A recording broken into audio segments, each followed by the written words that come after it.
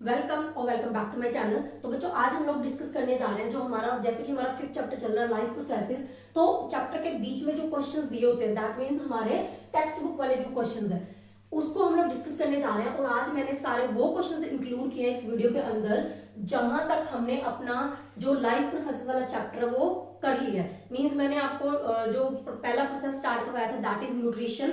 Life process lesson के अंदर हमारे 4 प्रोसेसेस दिए हुए हैं, तो हमने अब तक पहला जो हमारा प्रोसेस है दैट इज न्यूट्रिशन उसको कंप्लीट कर लिया। उसके बेस्ड जितने भी क्वेश्चंस हमारी चैप्टर के बीच में दिए हुए हैं ना, आज हम लोग उसको डिस्कस करने वाले हैं और अच्छे से समझेंगे कि उनका आंसर हमें कैसे लिखना है। ओके, तो स्टार्ट करते हैं। तो पहला क्वेश्चन जो है वो लिखा हुआ है मैंने यहाँ पे, मेरे पास ये पेज नंबर 95 पे है, बट मेरे पास आई थिंक पुरानी बुक है। सो अगर आपके पास न्यू है तो पेज का थोड़ा सा इशू हो सकता है, तो आप वो देख लेना। बट ये चैप्टर के स्टार्टिंग में सबसे पहले जो क्वेश्चन आ रहे हैं मैं वहीं से स्टार्ट कर रही हूँ। सो पहला क्वेश्चन हमारा है, why is diffusion insufficient to meet the oxygen requirements of multicellular organisms like humans. तो भाई क्या लिखा, क्या है ये, अब देखते हैं क्या है ये। इससे पहले कि ये क्वेश्चन हम लोग स्टार्ट करें, हमें सबसे पहले तो ये पता होना चाहिए कि भाई डिफ्यूजन क्या होती है। अगर हमें डिफ्यूजन का पता होगा तभी तो हम लोग देखेंगे ना कि क्वेश्चन में पूछा क्या है। तो डिफ्यूजन क्या होती है? डिफ्यूजन बच्चों एक ऐसा प्रोसेस है जिसके थ्रू क्या होता है, कोई सब्सटेंसेस, बहुत सारे कुछ सब्सटेंसेस होते हैं, वो क्या करते हैं, एक मेम्ब्रेन, अब मेम्ब्रेन क्या होता है, एक जाली टाइप कोई चीज होती है जिसके अंदर क्या होता है, छोटे छोटे पोर्स होते हैं। तो इस एक जो हमारे पास मेम्ब्रेन होता है, मेम्ब्रेन के आर पार मॉलिक्यूल्स का आना जाना लगा रहता है, उसी को ही हम लोग क्या बोलते हैं, डिफ्यूजन। तो अगर मैं यहाँ पे आपको एग्जांपल की हेल्प से समझाऊं तो जैसे मान लो मैंने यहाँ पे क्या करा, ये मेम्ब्रेन बनाया है, ठीक है, ये मेम्ब्रेन है। अब ये मैंने क्या बनाया है, मेम्ब्रेन। मेम्ब्रेन की खासियत क्या होती है, मेम्ब्रेन के अंदर हमेशा ही क्या होते हैं, छोटे छोटे पोर्स प्रेजेंट होते हैं, छोटे छोटे छेद इसके अंदर प्रेजेंट होंगे। तो यहाँ पे क्या होता है, कुछ मॉलिक्यूल्स, मान लीजिए यहाँ पे मैंने कुछ मॉलिक्यूल्स इस तरीके से बनाए, यहाँ पे मैंने कुछ मॉलिक्यूल्स बनाए। तो ये क्या होते हैं, ये जो मॉलिक्यूल्स होते हैं ना, ये क्या है, या तो यहाँ से इधर चले जाएंगे या फिर इस वाली साइड से इधर आ जाएंगे। इन्हीं इसी आने जाने को ही हम लोग क्या बोलते हैं, जब मेम्ब्रेन के थ्रू कुछ सब्सटेंसेस मेम्ब्रेन के आर पार आते जाते रहते हैं, तो इसी प्रोसेस को हम लोग क्या बोलते हैं, डिफ्यूजन। क्लियर हुआ? तो इसकी एक और खासियत होती है, डिफ्यूजन हमेशा ही, देखो मैंने आपको बताया कि कुछ सब्सटेंसेस इधर से इधर जाते हैं या फिर इस साइड से इस साइड आते हैं। तो भाई ये कैसे डिसाइड होगा कि कोई भी सब्सटेंस इस साइड से इस साइड जाएगा या फिर इस वाली साइड से इस साइड आएगा, तो ये भी हमें देखना पड़ेगा।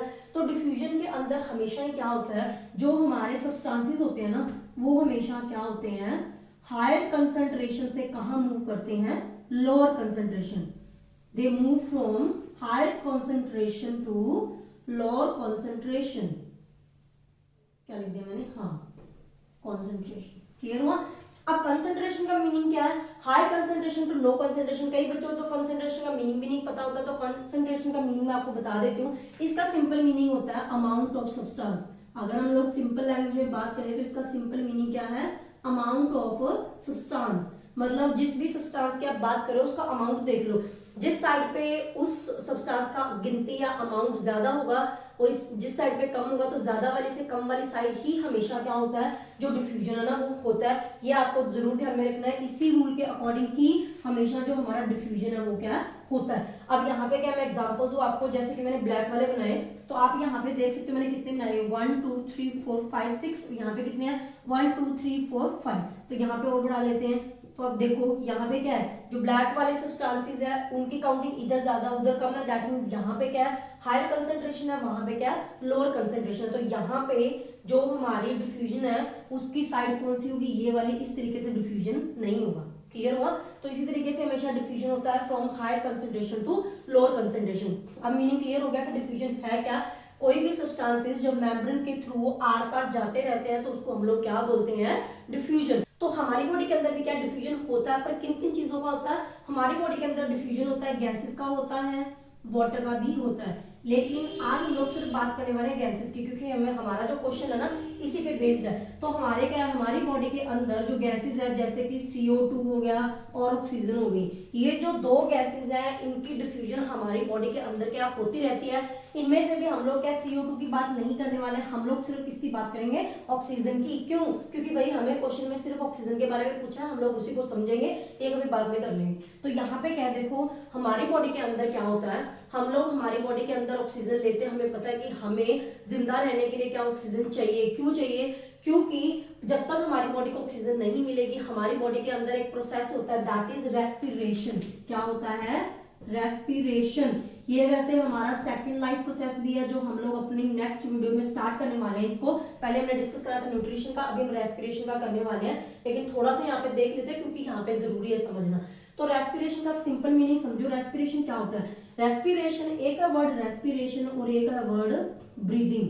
तो ब्रीथ करना और रेस्पिरेट करना दोनों में क्या फर्क है? ब्रीदिंग का मतलब सिंपल क्या होता है? सांस लेना, हम लोग सांस ले रहे हैं, छोड़ रहे हैं, that is breathing. But respiration क्या होता है? रेस्पिरेशन एक ऐसा प्रोसेस है जब हमारी बॉडी, जो हमारी बॉडी के अंदर जो ऑक्सीजन गई, उस ऑक्सीजन को यूज करके, उसको यूटिलाइज करके, जब वो क्या प्रोड्यूस करती है, हमारी बॉडी एनर्जी को प्रोड्यूस करती है, उस प्रोसेस को हम लोग क्या बोलते हैं? रेस्पिरेशन। तो ऐसे समझ सकते हो आप, ये क्या प्रोसेस है? Process of producing energy using oxygen। Simple language में मैंने आपको बताया। रेस्पिरेशन क्या है? एनर्जी प्रोड्यूस करने का एक प्रोसेस है, किसकी हेल्प से? With the help of oxygen. तो जब हम लोग क्या ब्रीथ करते हैं, ब्रीदिंग करते हैं, ऑक्सीजन हमारी बॉडी के अंदर जाती है, देन हमारी बॉडी के अंदर कौन सा प्रोसेस होता है? लाइफ प्रोसेस कौन सा होता है? रेस्पिरेशन। रेस्पिरेशन की हेल्प से हमारी बॉडी के अंदर एनर्जी प्रोड्यूस होती है, और इसी के वजह से, उसी एनर्जी की वजह से हमारी बॉडी के अंदर देखो कितने सारे प्रोसेस चलते रहते हैं ना। मैंने बिल्कुल स्टार्टिंग में भी इस चैप्टर में आपको बताया था, हार्ट जैसे कि हमारा पंप करता है, खून की ट्रांसपोर्टेशन होती है, बहुत सारी चीजों का जो काम जहां ना वो चलता रहता है हमारी बॉडी के अंदर। तो उसके लिए हमें क्या चाहिए? एनर्जी। और वो कहां से आती है? रेस्पिरेशन के प्रोसेस से आती है। क्लियर हुआ? तो अब हमारे पास क्या है, हम लोग बात कर रहे हैं कि हमारी बॉडी के अंदर जो ऑक्सीजन है वो दो तरीके से जाती है बच्चों। कौन कौन से तरीकों से जाती है? एक तो हमारी बॉडी के अंदर ऑक्सीजन एंटर होती है डिफ्यूजन वाले प्रोसेस के थ्रू, और दूसरी हमारी कौन सी होती है? ब्रीदिंग के थ्रू। तो ये दो प्रोसेस जो है ना हम लोग करते हैं किसके लिए? For taking oxygen inside the body. For taking oxygen inside the body. हम अपनी बॉडी के अंदर ऑक्सीजन को लेके जाने के लिए दो काम करते हैं, एक तो होता है डिफ्यूजन, एक होता है ब्रीदिंग। डिफ्यूजन हम लोग करते नहीं है, तो अपने आप होता रहता है, ब्रीदिंग हम लोग करते हैं। तो अब बात करते हैं कि डिफ्यूजन के थ्रू हमारी बॉडी के अंदर ऑक्सीजन कैसे जाती है। मैं आपको थोड़ा सा समझा देती हूँ। तो यहाँ पे देखो, हमारी जो बॉडी है ना वो क्या है? सेल से तो मिलके बनी है। 9th क्लास के अंदर भी हमने जो हमारा चैप्टर था, 5th चैप्टर था मे बी, तो उसके अंदर हमने स्टडी करा था कि जो हमारी बॉडी की स्मॉलेस्ट जो यूनिट होती है ह्यूमन बींग्स की, वो कौन सी होती है? जितने भी लिविंग बींग्स है उनकी स्मॉलेस्ट यूनिट क्या होती है? सेल ही तो होती है। पढ़ा था ना हमने 9th क्लास के अंदर, सेल्स होते हैं। अब सेल क्या होता है? जैसे कि मैंने यहाँ पे बनाया, मान लीजिए ये मैंने सेल की डायग्राम ड्रॉ कर दी, ठीक है। तो यहाँ पे क्या है? सेल के अंदर क्या बहुत सारी चीजें, बहुत सारे पार्टिकल इस तरीके से होते हैं। ये हमने 9th क्लास के अंदर स्टडी किया था, अभी यहाँ पे इतनी नीड नहीं है। बस मैंने थोड़ी सी चीज आपको बतानी है। वो क्या है कि देखो हमारे सेल के बाहर क्या होता है? ये जो बाहर वाली आउटिंग होती है ना, इसको हम लोग क्या बोलते थे? अगर आपको याद है तो, अगर आपको याद है तो इसको हम लोग क्या बोलते थे? इसको हम लोग बोलते थे बच्चे सेल मेम्ब्रेन। क्या बोलते थे? Cell membrane. तो मैं यहाँ पे लिख देती हूँ एक बार। इस बाहर वाली ये जो हमारी लेयर थी उसको हम लोग क्या बोलते थे? Cell membrane. और सेल मेम्ब्रेन क्या है? जैसे मैंने बताया, मेम्ब्रेन का मीनिंग आपको पता है कि वो चीज जिसके अंदर क्या होते हैं? छोटे छोटे पोर्स होते हैं। तो ये वाली जो मेम्ब्रेन है ना, इसके अंदर भी क्या होता है? छोटे छोटे होल्स होते हैं, पोर्स होते हैं। अब यहाँ पे भी क्या होता है? सेल के अंदर बाहर क्या होता है? चीजों की ट्रांसपोर्टेशन होती रहती है। कोई मॉलिक्यूल्स क्या है? अंदर से बाहर जाएंगे, कुछ चीजें बाहर से अंदर आएंगी। तो अब हम लोग देखते हैं कि ऑक्सीजन का डिफ्यूजन हमारी बॉडी के अंदर कैसे होता है, मींस सेल्स के अंदर ऑक्सीजन का डिफ्यूजन कैसे होता है। तो मैंने अभी भी आपको बताया, तो जब रेस्पिरेशन का प्रोसेस होता है तब क्या ऑक्सीजन जो है वो तो यूज हो जाती है। ऑक्सीजन को यूज करके ही तो रेस्पिरेशन प्रोसेस होता है, और तभी तो क्या प्रोड्यूस होती है? हमारी एनर्जी प्रोड्यूस होती है। दैट मीन्स हमारी बॉडी के अंदर जो ऑक्सीजन होते हैं, मान लो मैंने यहाँ पे रेड से मैं ऑक्सीजन के जो मॉलिक्यूल्स है ना वो दिखा रही हूँ। मान लो अब ये क्या है? कुछ ऑक्सीजन के मॉलिक्यूल्स है। तो यहाँ पे क्या, जब रेस्पिरेशन का प्रोसेस होगा तो ये ऑक्सीजन यूज होती चली जाएगी, और धीरे धीरे क्या ऑक्सीजन की जो कॉन्सेंट्रेशन है वो क्या है? बाहर अंदर की तरफ क्या हो जाएगी? कम हो जाएगी। क्यों? क्योंकि ऑक्सीजन यूज हो गया। और कॉन्सेंट्रेशन का मतलब क्या था? Amount of substance. तो अंदर अगर ऑक्सीजन का अमाउंट कम है और बाहर तो ऑक्सीजन, हम बाहर क्या है? हमारा इन्वायरमेंट। तो इन्वायरमेंट के अंदर तो बहुत सारे ऑक्सीजन प्रेजेंट है ना। तो मान लो यहाँ पे इस साइड पे बात कर लेते हैं, बहुत सारे ऑक्सीजन के मॉलिक्यूल्स क्या है? प्रेजेंट है। तो अभी आप देखो यहाँ क्या है? बाहर क्या है? हमारी हायर कंसंट्रेशन किसकी? Of oxygen. तो बाहर क्या है? हमारी ऑक्सीजन की हाई कंसंट्रेशन है। दोबारा से लिख लेते हैं, लाइट हो गया थोड़ा, हायर कॉन्सेंट्रेशन ऑफ ऑक्सीजन। तो बाहर आप देख रहे हो कितने सारे ऑक्सीजन के मॉलिक्यूल्स है, मतलब कितना अमाउंट ऑक्सीजन का, और अंदर क्या है, बिल्कुल ही कम है, 1 2 3 4 4 ही है। तो यहाँ पे क्या है, ऑक्सीजन की लो कॉन्सेंट्रेशन। समझ में आया? तो अब क्या होगा, डिफ्यूजन होगा ना। कैसे, मेम्ब्रेन हमारा ये वाला है, बाहर वाली जो चीज है ये मेम्ब्रेन है, यहाँ पे ऑक्सीजन की हायर कंसेंट्रेशन है, यहाँ पे लो है, तो ऑक्सीजन क्या करेगी, बाहर से अंदर की तरफ जाएगी। तो इस तरीके से क्या होता है, हमारी बॉडी के अंदर ऑक्सीजन एंटर होती है बच्चे, और वो कौन से प्रोसेस के थ्रू होती है, डिफ्यूजन के थ्रू। ये हमें पता नहीं होता, क्योंकि हमने छोटी क्लासेस से सिर्फ एक ही चीज पढ़ी है कि भाई ब्रीदिंग के थ्रू हम लोग क्या करते हैं, ऑक्सीजन को हमारी बॉडी के अंदर लेके जाते हैं। मीन जब हम लोग नाक के थ्रू सांस लेते हैं तो ही ऑक्सीजन हमारी बॉडी के अंदर जाती है, ऐसा नहीं होता है, उसके थ्रू जाती है मेजर क्वांटिटी में हमारी ब्रीदिंग के थ्रू। मतलब हम जब लोग क्या करते हैं, सांस लेते हैं नाक के थ्रू, तभी ज्यादा अमाउंट ऑफ ऑक्सीजन हमारी बॉडी के अंदर जाता है, लेकिन कुछ ऑक्सीजन का अमाउंट डिफ्यूजन के थ्रू भी हमारी बॉडी के अंदर क्या जाता है। क्लियर हुआ इतना? तो यहाँ पे क्या है, अब हम लोग बात करते हैं क्वेश्चन की। देखो क्वेश्चन का आंसर बहुत सिंपल है, लेकिन इसको समझने के लिए हमें इतनी सारी चीजों को क्या समझना पड़ा है, तभी हमें इसका आंसर क्या अच्छे से समझ में आएगा कि ऐसा क्यों लिखा है। तो अब देखो यहाँ पे क्या है, क्वेश्चन में क्या था, Why is diffusion insufficient? कि diffusion insufficient क्यों है to meet the oxygen requirement of multicellular organisms like human? तो जैसे कि हम लोग हैं, हम लोग बच्चे क्या है, हम लोग क्या है, ह्यूमन बीइंग जो है वो क्या है, वो क्या है, multi cellular organism, multi cellular organism. तो जैसे कि हमने पीछे बात की थी, कौन सी, सिंगल सेलुलर ऑर्गेनिज्म की भी बात की थी हमने, सिंगल सेलुलर ऑर्गेनिज्म कौन से थे वो, कोई एग्जांपल आपको याद आ रही है? जिन बच्चों को आ रही है वेल एंड गुड। जैसे कि हमने पढ़ा था अमीबा, अमीबा भी होता है, पैरामीशियम भी होता है। तो जैसे कि हमने अमीबा की डायग्राम इस तरीके से देखी थी, वो क्या होता है, सिंगल सेलुलर सेल, मतलब इसके अंदर सिर्फ एक ही तो सेल प्रेजेंट होता है। तो अगर इसके अंदर एक ही सेल है और वो सेल भी क्या होता है, डायरेक्ट इन्वायरमेंट के टच में होता है, बाहर क्या है, हमारा जो सराउंडिंग इन्वायरमेंट है उसके अंदर देखो कितनी सारी ऑक्सीजन है। तो यहाँ पे बाहर क्या है, यहाँ पे भी ऑक्सीजन है, यहाँ भी बहुत सारी ऑक्सीजन है। इसके अंदर सिर्फ एक ही तो सेल है, और एक ही सेल को काम करने के लिए कितनी एनर्जी चाहिए, तो इसको एनर्जी भी बहुत कम चाहिए। तो थोड़ी बहुत जो अब एनर्जी कम चाहिए, तो मींस रेस्पिरेशन वाला प्रोसेस भी कम करना पड़ेगा। तो मींस क्या, यहाँ पे ऑक्सीजन की जो रिक्वायरमेंट है वो अमीबा को क्या होती है, कम होती है। तो इसीलिए क्या होता है, थोड़ी बहुत जो ऑक्सीजन चाहिए ना, वो इसको क्या है, इन्वायरमेंट से मिल जाती है by the process of diffusion. तो अमीबा के पास तो कोई नोज नहीं है ना सांस लेने के लिए, ब्रीथ नहीं करता है, यहाँ पे कोई ब्रीदिंग नहीं होता है, यहाँ पे सिर्फ ऑक्सीजन आते हैं, कौन से प्रोसेस से, डिफ्यूजन से। तो भाई यहाँ पे क्या है, हम लोग वीआईपी बंदे, तो यहाँ पे क्या है, ह्यूमन बीइंग जो है ना वो क्या है, मल्टी सेलुलर ऑर्गेनिज्म है। हमारी बॉडी के अंदर, पूरी बॉडी के अंदर पता नहीं मिलियंस के अंदर सेल्स प्रेजेंट है। इतने सारे सेल्स की जो ऑक्सीजन की रिक्वायरमेंट है ना, वो भी तो बहुत ज्यादा होती है ना, क्योंकि हमारी बॉडी को एनर्जी की जरूरत बहुत होती है। क्योंकि हमारी बॉडी के अंदर इतने सारे सेल्स हैं, तो सारे सेल्स को काम करने के लिए क्या चाहिए, एनर्जी चाहिए। तो उसके लिए हमें क्या, रेस्पिरेशन वाला प्रोसेस करना पड़ेगा, एनर्जी प्रोड्यूस करनी पड़ेगी। और एनर्जी प्रोड्यूस कब होगी, जब हमें क्या मिलेगी, ऑक्सीजन मिलेगी। यही तो चीज है। तो यहाँ पे क्या होता है, हमें क्या होता है, बहुत ज्यादा अमाउंट में, क्या, लार्ज अमाउंट ऑफ ऑक्सीजन। तो हमें क्या है, हम लोग को जो नीड होती है ना, need of large amount of oxygen. तो हमें क्या, ऑक्सीजन का बहुत ही ज्यादा अमाउंट चाहिए। और वो वाली जो ऑक्सीजन की जो क्वांटिटी है ना, जो अमाउंट है, वो क्या अकेला डिफ्यूजन के प्रोसेस से नहीं होता। क्यों? क्योंकि हमारे जो सारे के सारे सेल्स है ना, वो डायरेक्ट इन्वायरमेंट के टच में होते ही नहीं है। अगर हमारे सेल इन्वायरमेंट के टच में नहीं आएंगे तो डिफ्यूजन कैसे होगा। अभी आप देखो, जो हमारी स्किन है, स्किन के अंदर जो सेल्स है वो तो इन्वायरमेंट के टच में है, लेकिन अंदर कितने सारे सेल्स है वो तो इन्वायरमेंट के टच में नहीं है ना। तो इसीलिए क्या है, डिफ्यूजन के थ्रू हमारी बॉडी के अंदर जो ऑक्सीजन की नीड है वो क्या कंप्लीट नहीं होती। इसीलिए जो डिफ्यूजन वाला प्रोसेस है वो क्या इनसफिशिएंट है, किसके लिए, for the oxygen requirements of our body. तो अभी आपको पूरा अच्छे से समझ में आ गया क्या होता है। तो इसका आंसर देख लेते हैं, इसमें क्या लिखा मैंने, in multi cellular organisms all these cells may not be in the direct contact with the environment। तो ये चीज मैंने अभी आपको बताई, क्योंकि बच्चे सारे सेल्स जो होते हैं ना, वो हमारा जो सराउंडिंग इन्वायरमेंट, अभी देखो मैं यहाँ खड़ी हूँ तो मेरे आसपास जितना भी ये सराउंडिंग मेरा इन्वायरमेंट है, यहाँ पे भी तो क्या ऑक्सीजन है ना।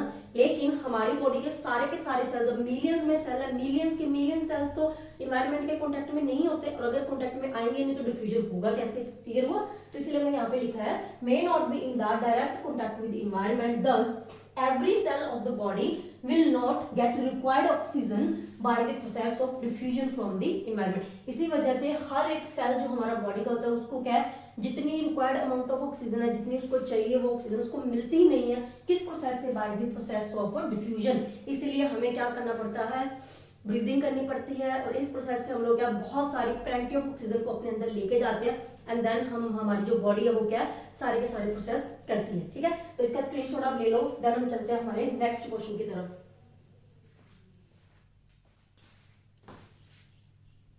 तो चलिए अब नेक्स्ट क्वेश्चन देख लेते हैं। Question number second, what criteria do we use to decide whether something is alive. कि भाई ये कैसे डिसाइड करते हैं हम लोग कि कोई चीज जिंदा है या नहीं है, टपक गया है कि जिंदा है। ठीक है, तो ये देखने के लिए कैसे पता चलता है, देखो हमारा चैप्टर जो है ना लाइफ प्रोसेस के बिल्कुल स्टार्टिंग में मैंने आपको बताया था कि भाई जो लोग जिंदा होते हैं ना, और जो मतलब जो लिविंग बींग्स है और नॉन लिविंग बींग्स के अंदर सिर्फ एक तो डिफरेंस है, और वो कौन सा, हमारे लाइफ प्रोसेसेस। जितने भी लिविंग बींग्स है सबके अंदर लाइफ प्रोसेसेस होते हैं और नॉन लिविंग बींग्स के अंदर नहीं होते हैं। आपको पता है हमारे घर पे चेयर टेबल, उनको कभी देखा है क्या, वो सुबह फ्रेश होने चले जाते हैं या खाना खाते हैं, ये काम नहीं करते ना, सांस भी नहीं लेते हैं। तो लाइफ प्रोसेसेस के अंदर हमने कितना कुछ पढ़ा था, जैसे कि न्यूट्रिशन का हो गया, रेस्पिरेशन, एक्सक्रीशन, रिप्रोडक्शन, ग्रोथ, ये सारे के सारे काम क्या लिविंग बींग्स में तो होते हैं, दैट मींस वो अलाइव है। लिविंग बींग्स क्या होते हैं, जो अलाइव होते हैं। तो इसीलिए हमने क्या लिखा है, living objects have many properties, कि लिविंग ऑब्जेक्ट की क्या बहुत सारी प्रॉपर्टीज होती है। कौन कौन सी? Like nutrition, respiration, excretion, reproduction, growth etcetera. तो आपने देखा घर पे कोई क्या टेबल पड़ा, वो पड़े पड़े अपने बड़ा नहीं हो जाता, ऐसे नहीं होता है। तो जितने भी लिविंग बींग्स है वो क्या है, वो न्यूट्रिशन लेते हैं, उसके साथ क्या है, उसके वजह से उनकी क्या होती है, ग्रोथ होती है। तो जितने भी लाइफ प्रोसेसेस मैंने आपको बिल्कुल स्टार्टिंग में बताए थे 4, वो तो आपने बस हर जगह लिख ही देने जब ऐसी कोई चीज पूछते हैं। क्लियर हुआ? तो बहुत ईजी आंसर है इसका। क्वेश्चन नंबर 3 क्या है, What are outside raw materials used for by an organism। कि भाई जितने भी ऑर्गेनिजम्स होते हैं, वो ऑर्गेनिज्म है यहाँ पे तो ऑब्वियसली लिविंग बींग्स की ही बात कर रहे हैं। तो बोल रहे हैं कि जो ऑर्गेनिजम्स है ना, वो बाहर से आउटसाइड जो है वो कौन कौन से रॉ मटेरियल्स यूज कर रहे हैं। तो देखो हर एक चीज के लिए, हर एक ऑर्गेनिज्म के लिए उसका जो रॉ मटेरियल है ना, वो अलग अलग होता है, डिफरेंट डिफरेंट होता है। कैसे होता है? तो देखो हमने न्यूट्रिशन के बेस पे ना ऑर्गेनिजम्स को 2 कैटेगरी के अंदर डिवाइड किया था। कौन से? ऑटोट्रॉफ्स और हेटेरोट्रॉफ्स। तो ऑटोट्रॉफ्स कौन से थे? ग्रीन प्लांट्स जो क्या करते थे, फोटोसिंथेसिस की हेल्प से अपना खाना खुद बनाते थे।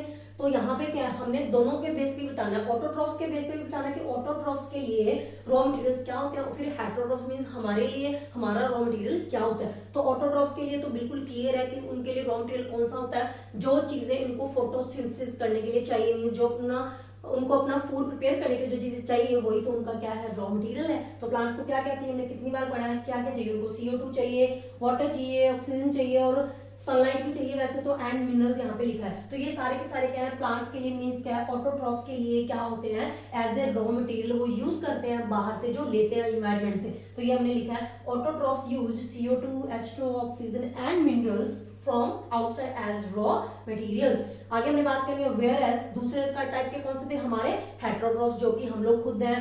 ग्रीन प्लांट्स के अलावा जितनी भी लिविंग बींग्स है सारे के सारे क्या हेटेरोट्रॉफ्स ही हैं। तो यहाँ पे क्या whereas heterotrophs use food, oxygen, water from the outside. तो ये क्या करते हैं, हेटेरोट्रॉफ्स और ऑटोट्रॉफ में क्या मेन डिफरेंस, तो किस चीज का, फूड का ही डिफरेंस है। हम लोग क्या अपना फूड खुद प्रिपेयर नहीं करते हैं, हम लोग अपना फूड ऑटोट्रॉफ से लेते हैं। तो वो क्या करते हैं, बिल्कुल बिल्कुल रॉ मटेरियल यूज करके अपना खाना प्रिपेयर करेंगे, और हम लोग raw material as a raw material क्या यूज करते हैं, फूड। सबसे पहली चीज हम लोग खाना खाते हैं ना, तो हमारा रॉ मटेरियल ही है तो फूड। उसके बाद क्या, ऑक्सीजन, वाटर, आप सबको पता है, पानी हम लोग पीते हैं, ऑक्सीजन हम लोग लेते हैं, जब सांस लेते जरूरी है। तो आप अपने आप को माइंड में रखो, जब भी आप हेटेरोट्रॉफ की बात करते हो ना, आप अपने एग्जांपल ले लो और अपने हिसाब से आपको पता हमें क्या क्या चीजें चाहिए तो वो यहाँ पे लिख दो, बिल्कुल सिंपल है ना।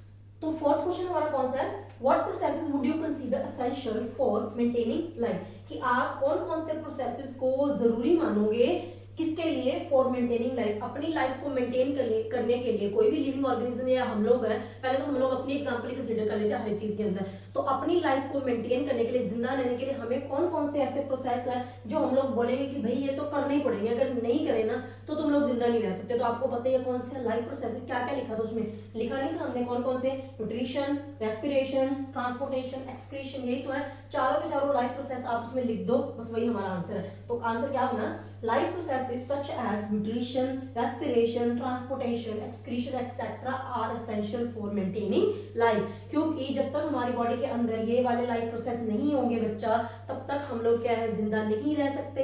इसलिए हमें क्या, जिंदा रहने के लिए न्यूट्रिशन, खाना लेना पड़ेगा, फिर क्या है उससे हमारी एनर्जी भी प्रोड्यूस करनी पड़ेगी, दैट इज द रेस्पिरेशन। फिर जो एनर्जी प्रोड्यूस की उसकी ट्रांसपोर्टेशन बॉडी के अंदर क्या ऑक्सीजन की, कार्बन डाइऑक्साइड की सारी चीजों की ट्रांसपोर्टेशन होती है वो करनी पड़ेगी। उसके बाद एक्सक्रीशन, वेस्ट मटेरियल भी निकालना पड़ेगा एक्सक्रीशन के अंदर, उसके अलावा भी बहुत कुछ होता है, ठीक है। ये सारे के सारे काम हमें करने पड़ेंगे सो दैट हम लोग क्या करें, अपनी लाइफ को मेंटेन कर सकें। क्लियर हुआ? तो बहुत इजी आंसर है, जल्दी से स्क्रीनशॉट ले लो।